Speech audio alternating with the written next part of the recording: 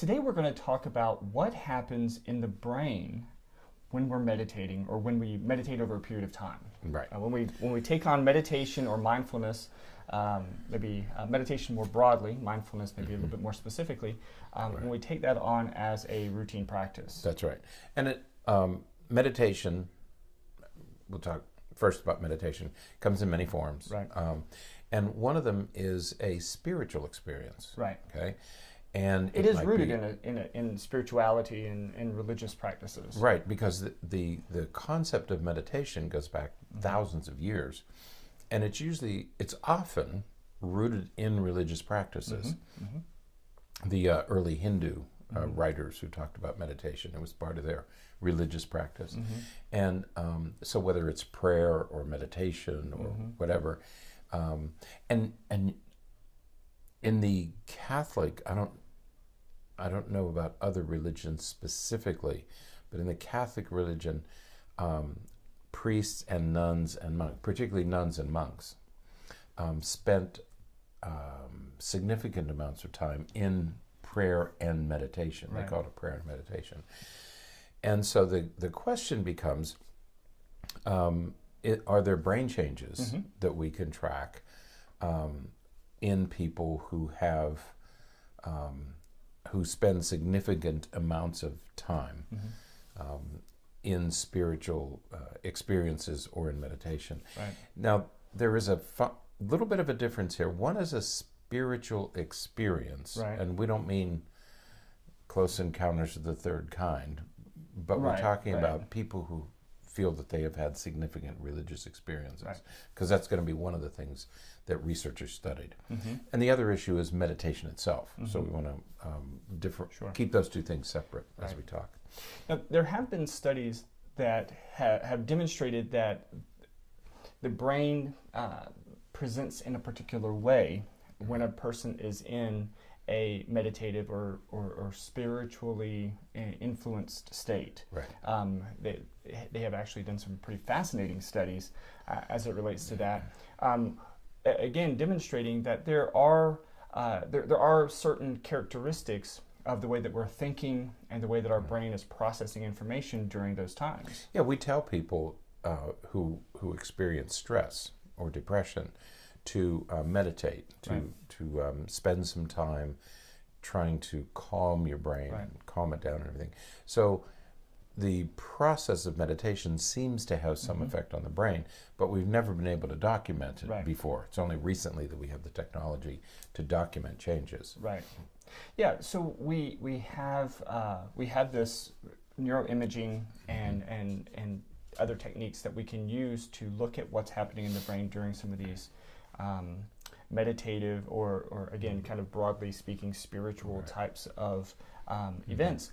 And we find that there are changes that help with a variety of issues, including depression and stress and anxiety and stuff. Right. Yeah, there's been, I didn't mean to startle you. No, no, I can't get situated here.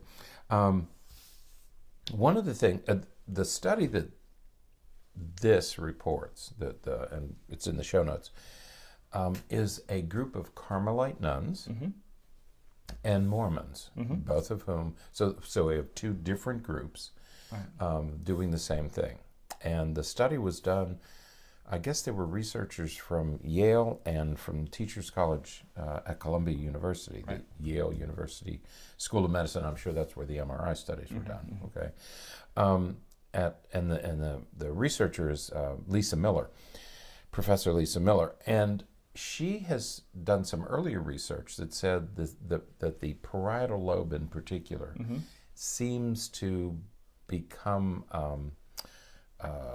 more active or less active when people are meditating. So they've targeted what they call in MRI talk region of interest, ROI. So the region of interest in the study was the parietal lobe, based on the work of Lisa Miller. And these are really interesting procedures that they use. Yeah. You know, to how do you study this thing? Right. So it's kind of groundbreaking research, just in terms of the procedures that they use. Right.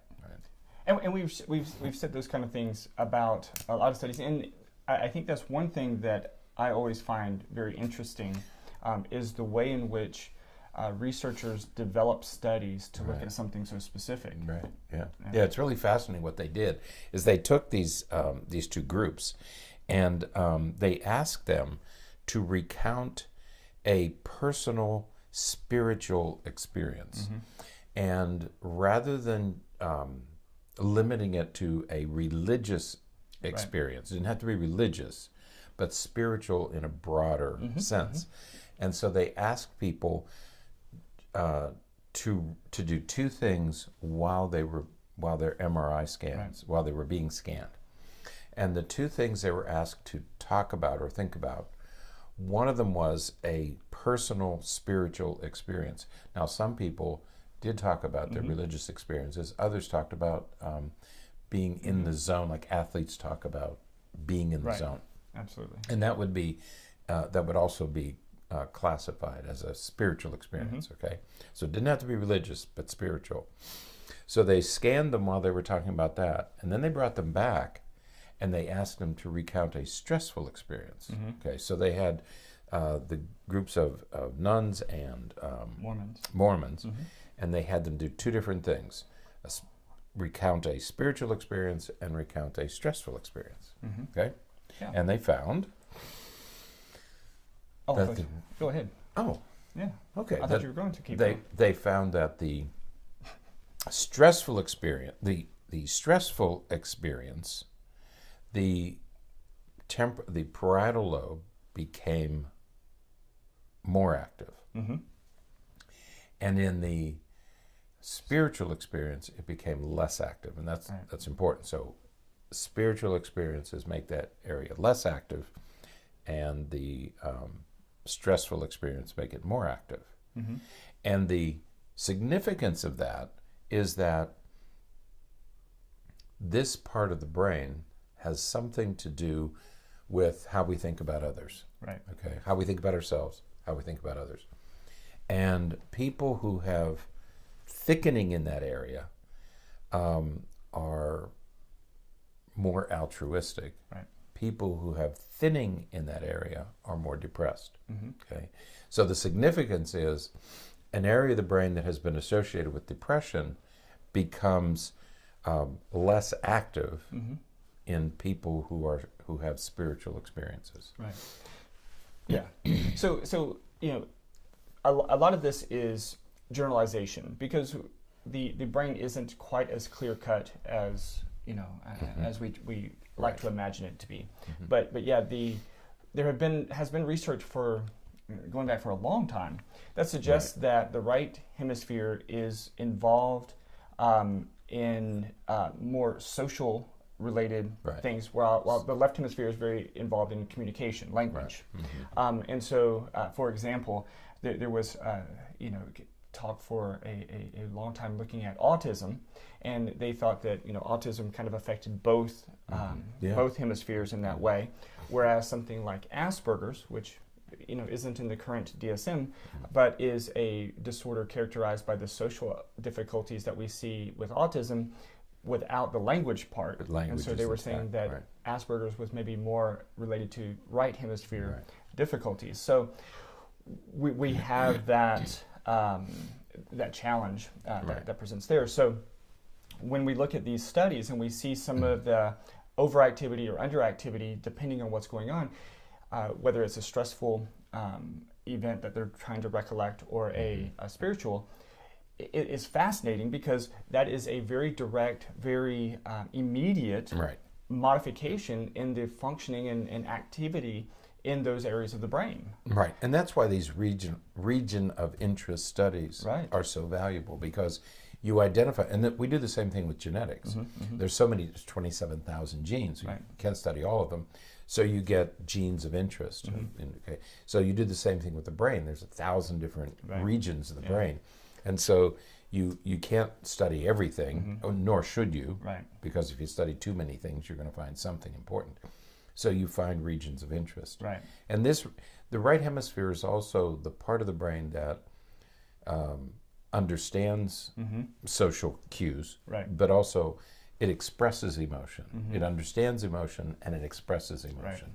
So it's not surprising that that something in the right hemisphere would be involved Right. in spirituality and in depression. Absolutely. Yeah. So, when we think about a person who's depressed or a person who is stressed, we'll talk about stress in just a moment. But when we talk about people who are experiencing those symptoms, Right. and we want to find a way for immediate relief, MRI scans don't last days. Right. So we're talking about individuals who are in an MRI scan. They're loud, and so it requires a great deal of work to focus and to get into that state. And so these people were just recounting. They weren't even necessarily in a meditative state or in a spiritually enhanced state.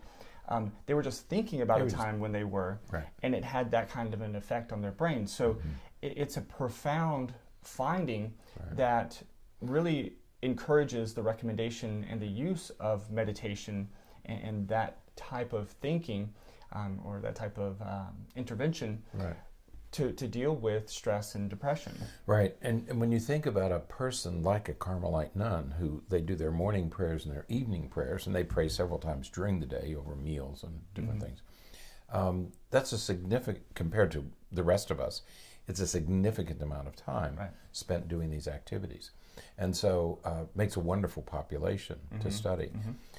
And we know that meditation is related to a change in our emotional state, whether it's to reduce stress or to make ourselves feel better or get rid of intrusive thoughts. So we know that we have some control, and it's really illuminating to finally find what areas of the brain are involved in these things. And so it's really a good contribution that Miller and these other researchers are making to our understanding of. We began this week by saying, we poo-poo this stuff, and a lot of people consider it hippie, tree-hugging, that sort of stuff. But we know there's value to this. And so what we want to talk about this week is, what are we learning, what do we know, and try to adopt some of these meditation and mindfulness procedures, because they are valuable and they do work. No, absolutely. And when I talk to patients about using these, I often encourage them to consider the idea that many times, very often, the use of these techniques are equal to, and if not superior to, medication. And again, we're going to talk more about that as the week progresses, but this is one of those sets of studies that shows that you can create significant changes in the brain pretty quickly. That's what's surprising, is how fast it happens. And you're right. We all know that medication makes changes in the brain, but here's a non-medical approach that can also make change. It really does make real structural changes in your brain. Okay, so if you're not one who wants to move toward medication, meditation and mindfulness gives you a really good alternative. Now, there's a second article listed in the show notes, and this one is from the Virtual Medical Center, actually from Australia. And what this article suggests from some research, that doing mindfulness meditation, so we were talking about meditation sort of generally just a moment ago with the last paper, but in this one we're going to talk about mindfulness meditation more specifically. They found that there are significant changes in the brain that occur after doing mindfulness meditation just for 8 weeks. So, and when they're talking about changes, they're not talking about just subtle, even immediate changes like what we were talking about just a moment ago, where there's a little bit less activity in that area. We're talking about significant changes. Structural change. And when we did the first article, the question immediately arises, well, how long do I have to meditate, or how long does it take? So we found the second article, which addresses that issue. And this was a study done, I think it was done at Massachusetts General Hospital. So again, this is a major research facility in Boston. These folks know what they're doing. So it's a reputable research facility. And what they found is they had participants come in and do an 8-week intervention. So they trained them and allowed them to practice. And the sessions were 27 minutes. On average. The meditation. So people say, well, how long do I have to do it? These were 27 minutes on average, a little bit more, a little bit less, and over a period of 8 weeks. And it was mindfulness exercises, not necessarily specific to meditation, but mindfulness exercises. And as we spoke about yesterday, mindfulness exercises could mean you're sitting in Starbucks and you're really exploring, your immediate surroundings, what the coffee tastes like and smells like, and the sounds of the environment. We're not talking about sitting in a yoga position or in a silent room. Mindfulness you can do anywhere, and it's just thinking about. In what we talked about yesterday was thinking about your senses. What are you tasting? What are you smelling? What are you feeling? And so it can be done anywhere. It can be done on the fly. It can be done on a commute to work. So mindfulness can be done anywhere. And if you do it for about 27 minutes a day and about 8 weeks, there are structural changes that occur in parts of the brain that are involved in memory. There's a change in the hippocampus. It's interesting, this hippocampus business, because we know that stress damages the hippocampus, and this helps the hippocampus. We did those veterans, we've studied veterans, and we know that they have damage to the hippocampus, reduction in size. And here we have an increase in size if you meditate, if you practice mindfulness. So that was fascinating. The amygdala is another structure that seemed to be affected. And we've talked about the amygdala many times, about how it senses threats.